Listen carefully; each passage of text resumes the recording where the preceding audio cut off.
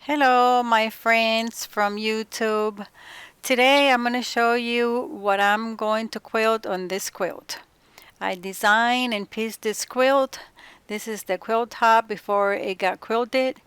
And as you can see, the colors on the quilt are going to be kind of similar to the thread I'm going to be using. This thread is King Tut and it's 40 weight. So it's thick. It's a thick thread. The color number is 984, and I'm going to put the link on the description box below. The templates, as you can see here, that I'm using are from Linda Harka, and I'm trying to show you the website, but it's difficult to see it with the light and everything, so I'm just going to put the link on the description box below to her website so you can check out her rulers and templates. That's pretty much what I use to design this quilt and to quilt it. And like I was mentioning, this is a contrasting thread, so whenever you do any little wiggle, you will see it. Now there's a lot going on this quilt. I put a lot of different designs on the quilt. You'll see at the end. And but don't judge me on the quilting on this because I'm just doing a relaxed quilting on it. I'm not being stressed about it or trying to be perfect or anything like that because it's my own quilt and I just want to do like a relaxed quilting. When I'm doing quilting for clients, I am meticulous about the quilting and try to be perfect, even though there's no such a thing as perfect when you're doing custom quilting.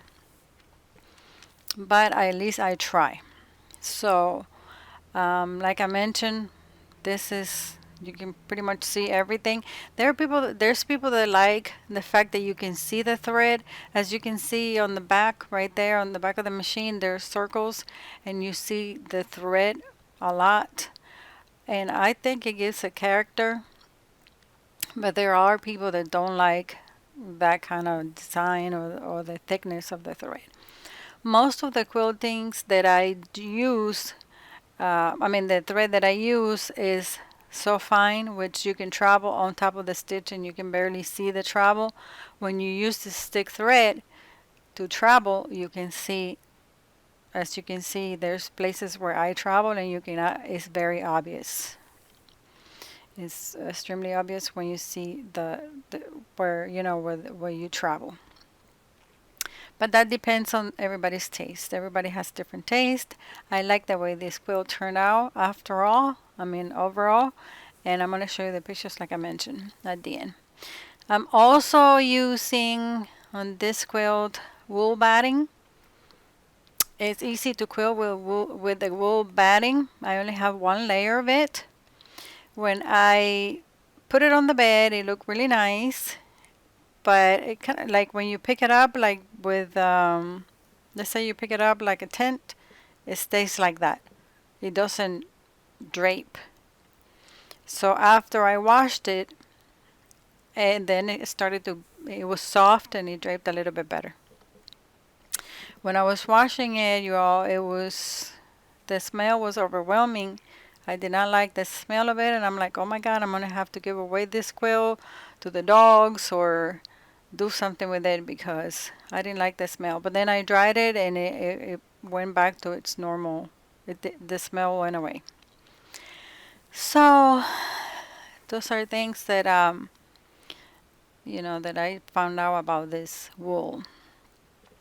So I hope you guys enjoy this video. I'm gonna play a little music so you guys can watch the video with some kind of music. I don't have the sound of the sewing machine because I recorded with a GoPro and I was recording on like speed mode and it doesn't have the audio. But I'm gonna put some music on so you guys can watch me quilt while you listen to some music. Thank you so much for watching and I hope that you enjoy this quilting. Thank you. Have a great day.